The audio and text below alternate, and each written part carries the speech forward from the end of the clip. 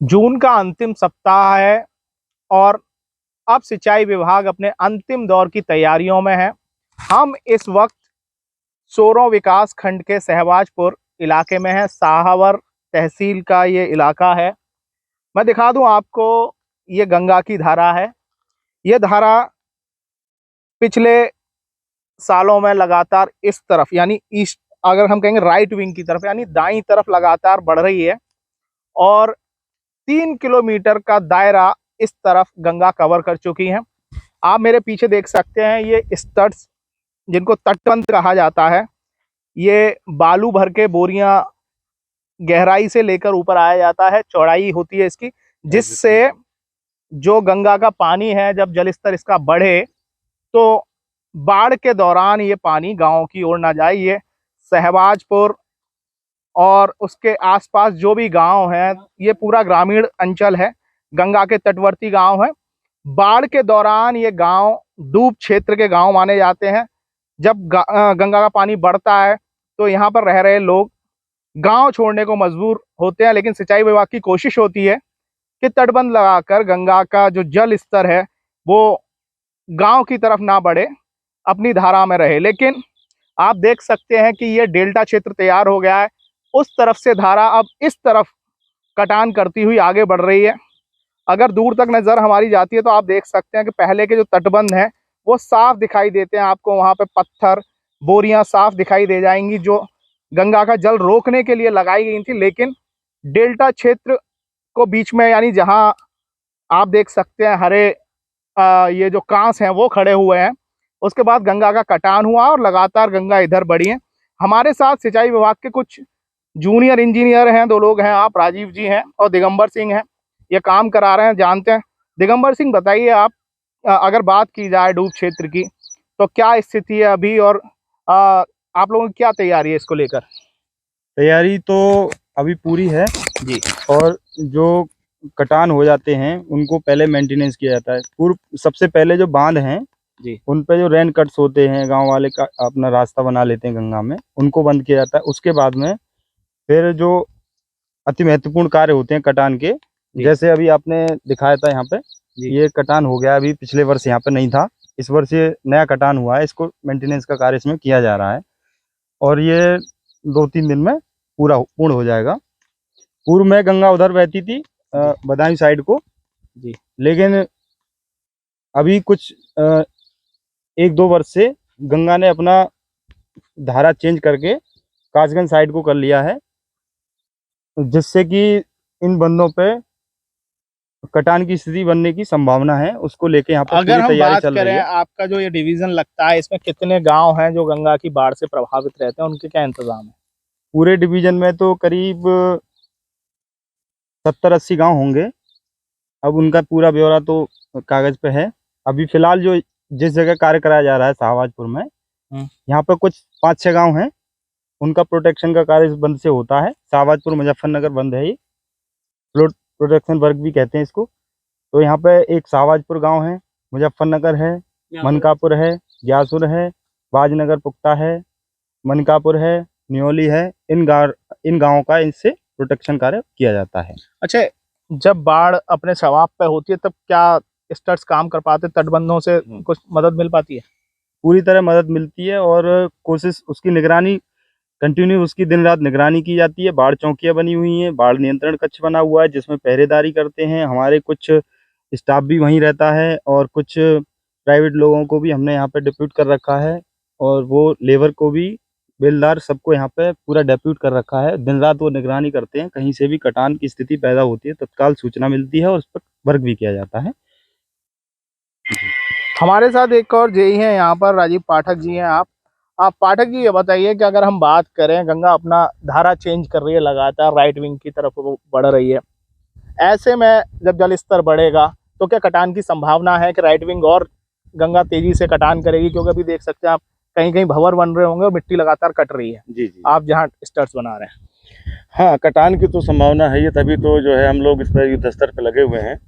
ये जो हमारे स्टड्स बने हुए हैं पुराने, काफ़ी पुराने हो गए, वो डैमेज हो चुके हैं और इसकी एक परियोजना भी हमने बनाई है और इसको हमने जो है आगे भेज रखा है।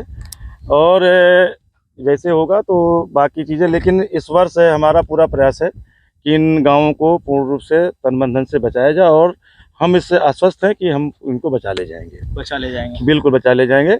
और जो हमारे स्टड है तो उनको हम मेंटेनेंस करके मजबूत कर रहे हैं, और ये सारी जो चीज़ें हैं इसके ऊपर अभी हम जो आप देख रहे हैं बोरियां हमारी, ये हमारी करीब 6 मीटर नीचे से लेके आए हैं और करीब 3-3.5 मीटर चौड़ाई पे लेके आते हैं। और इसके बाद हम करके इसकी हम पिचिंग करेंगे।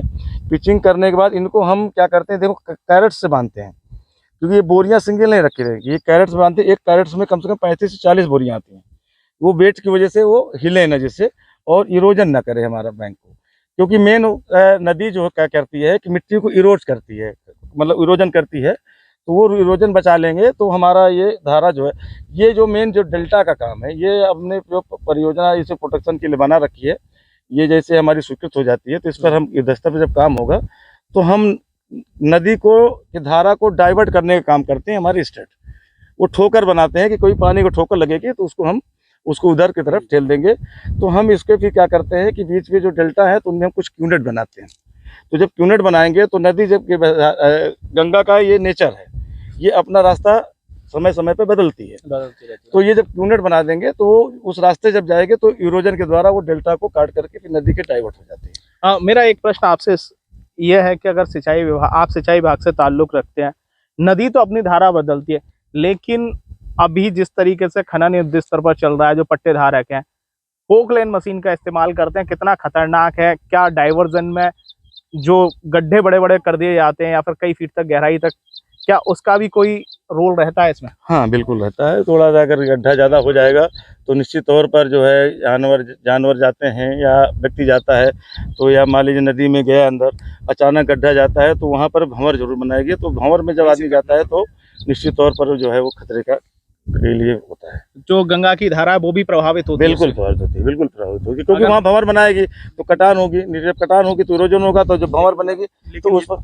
लेकिन इस जगह पे कोई यहाँ पे कोई खनन की स्थिति है नहीं। यहाँ पे 2-3 किलोमीटर के एरिया में कहीं खनन मनिकापुर पे चल रहा है, वहाँ मनिकापुर पे होता है, वो बंद से आउटसाइड है, वहाँ बंद नहीं है हमारा, तो बंद से आउटसाइड वो चल रहा है, खेतों में चला रहे हैं। वो कुछ पट्टा उनको मिल गया सरकारी, शायद इस वजह से वो चलाते हैं। अच्छा। और उसका एक अपना मानक है खनन विभाग का, वो हमारे कार्य क्षेत्र में नहीं है, वो तो अपने मानक के आधार पर कार्य करते होंगे। लेकिन पोकलेन चलना प्रभावित करता है भाई, निश्चित तौर पर एक लेवल के नीचे जब जाएंगे तो एक लेवल के नीचे अगर जाता है तो निश्चित तौर पर वहाँ भंवर बनती है। भंवर में जब आदमी फंस जाता है, आप कभी भी नदी के या नाले में देखते होंगे, वो उस पर फिर आदमी बच नहीं पाता, क्योंकि भंवर का काम क्या होता है, वो नीचे को ले जाती है। जो हमारा स्लस काम करता है, जो हमारे दलदल काम करता है, वही काम हमारी भंवर करती है।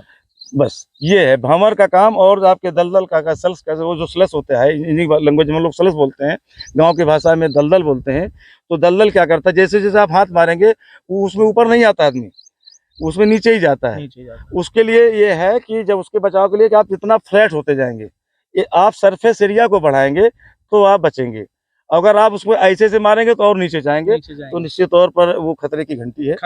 निश्चित तौर पर भंवर निश्चित तौर पर गंगा के लिए खतरे की घंटी होती है। और गंगा का क्यों क्या है, जो गहरान होती है कम, तो इसकी जो वेलोसिटी बड़ी तीक्ष्ण होती है। तो ये भंवर से ज़्यादा जो गड्ढे हो जाते हैं तो भंवर वहीं बनाएगी, लेकिन ये मेन जो काम करती है इरोजन पे, ये इरोज करती है। वेग से कटान तेजी से कटान तेज होता है, क्योंकि डेप्थ कम होती है और एरिया ज़्यादा होता है, तो वेलोसिटी ज़्यादा होती है। जब बहाव ज़्यादा होगा तो निश्चित तौर पर वो नदी को किनारा काटती है, क्योंकि किनारे में बालू मिक्स होती है, सिल्टी क्ले सॉइल होती है।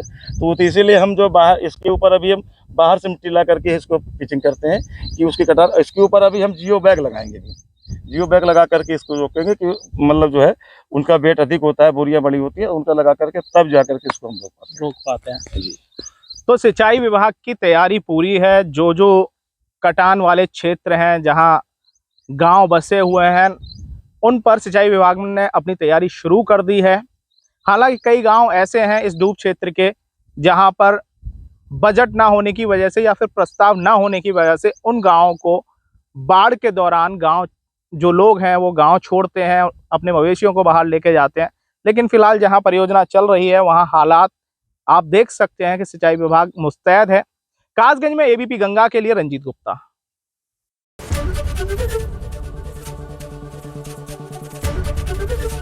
एबीपी गंगा, खबर आपकी, जुबान आपकी।